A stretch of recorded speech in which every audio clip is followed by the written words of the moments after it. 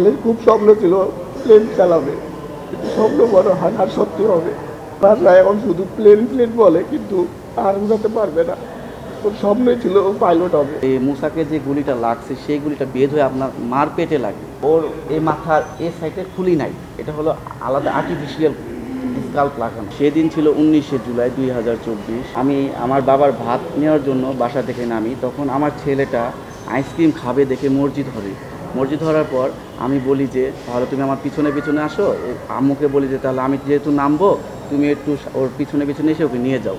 তখন ও দৌড়িয়ে আমার কাছে আসার পর আম্মু এর ভিতরে পিছন দিয়ে আসছিল, ওর পিছনে আমার মা দাঁড়ানো ছিল, কিন্তু আমি দেখি নাই।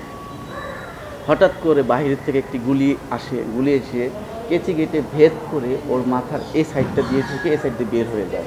পরবর্তীতে আমি আমার ছেলেকে নিয়ে সরাসরি পার্শ্ববর্তী একটি হসপিটালে নিয়ে যাই। প্রাথমিক চিকিৎসার পর ওকে নিয়ে ঢাকা মেডিকেলের উদ্দেশ্যে রওনা হই। যখন সন্ধ্যা হয়ে যায় তখন আমি আমার মার কোনো খোঁজ খবর পাচ্ছি না, ফোন দিচ্ছি পাচ্ছি না। পরবর্তীতে 8:30টার দিকে আমি আমার এক বাসার কলিগ, আমার পাশের ফ্ল্যাটের লোকের সাথে কথা বলি যে আমার মাকে তো পাচ্ছি না, আপনারা একটু দয়া করে আমার মাকে একটু ফোনটা দেন, কথা বলবো। সে বলে কি, আপনার মা এই মুসাকে যে গুলিটা লাগছে সেই গুলিটা বের হয়ে আপনার মার পেটে লাগে, আপনার মাকেও তো হসপিটালে নিয়ে যাই, ফরাজি হসপিটালে নিয়ে যাই। তখন বলার পর আমি তো আর কিছু বুঝতেছি না যে ছেলেকে নিয়ে থাকবো না মাকে নিয়ে থাকবো। পরবর্তীতে এই ঢাকা মেডিকেল থেকে ফরাজি মানে বনশ্রীতে যাওয়ার কোনো স্কোপে ছিল না, বাইরে এত গোলাগুলি ছিল এবং কোনো পুলিশই হসপিটাল থেকে বের হতে দিচ্ছিল না।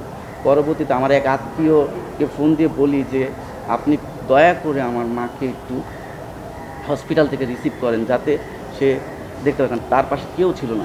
পরবর্তীতে আমার আত্মীয় যাওয়ার পর তাকে দেখে যে ফরাজি হসপিটালের ওয়েটিং রুমের চেয়ারে তাকে শোয়ায় রাখা হয়েছে। পরে আমরা অনেক চেষ্টা করি, সেদিনকার রাতেও আর হসপিটালে আনতে পারি না। পরবর্তীতে আমার বাবাকে 11টার পর মানে রামপুরা বনশ্রীর ফরাজি হসপিটালে পাঠাই ঢাকা মেডিকেল থেকে। পাঠানোর পর আমার বাবাকে বলি যে যেভাবে হোক তুমি নিয়ে আসো। যখন তারা আনতে পারে নাই, সে বলছে যে আজকে রাতটা আপাতত হসপিটালে কাটাই, সকালে আমরা এসে পড়বো ঢাকা মেডিকেলে। পরবর্তীতে আমার বাবা বলছে যে পাচ্ছি না। পরে আমি ঢাকা মেডিকেল থেকে একটি অ্যাম্বুলেন্স পাঠাই যে আমার মাকে নিয়ে আসার জন্য। আমার মাকে নিয়ে আসার রাস্তার ভিতরে আমার মা মারা যায়। হ্যাঁ, আমার ছেলে আপাতত মানে খাওয়া দাওয়া এনজি টিউব দিয়ে করছে, ও মুখে কিছু খেতে পারে না এবং ওর ডান সাইডটা আপাতত প্যারালাইজ আছে। এই সাইডটা উন্নত চিকিৎসার মাধ্যমে ঠিক হওয়া সম্ভব, যেটা আমাদের হয়তো বাংলাদেশে খুব কমই আছে। যেহেতু ওর শুরুর থেকে শেষ পর্যন্ত চিকিৎসা এখন সিঙ্গাপুরে হচ্ছে, তাই সিঙ্গাপুরের ডক্টর বলছে ঠিক হবে, কিন্তু এটা অনেক সময় লাগবে। হ্যাঁ, আর ওর এই মাথার এই সাইডে খুলি নাই, এটা হলো আলাদা আর্টিফিশিয়াল স্কাল্প লাগানো।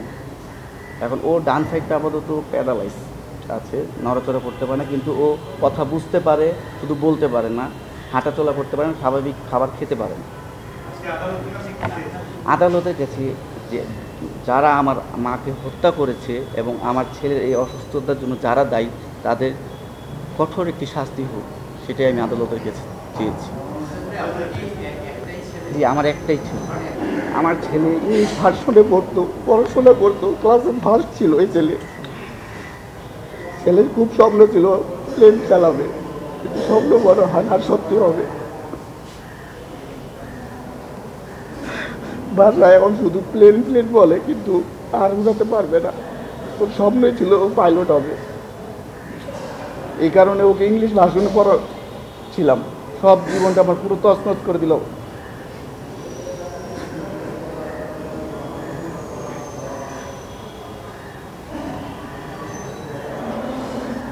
এখন আমার সরকারের কাছে একটাই দাবি যে আমার মা তো মারা গেছে, ছেলেটার যাতে উন্নত চিকিৎসা হয়, ওর কোনো চিকিৎসাতে যাতে কোনো প্রকার অবহেলিত না হয়, এতটুকুই আমার সরকারের কাছে দাবি। যাতে কোনো চিকিৎসার খাতে ও পিছিয়ে না পড়ে। ওকে, থ্যাংক ইউ।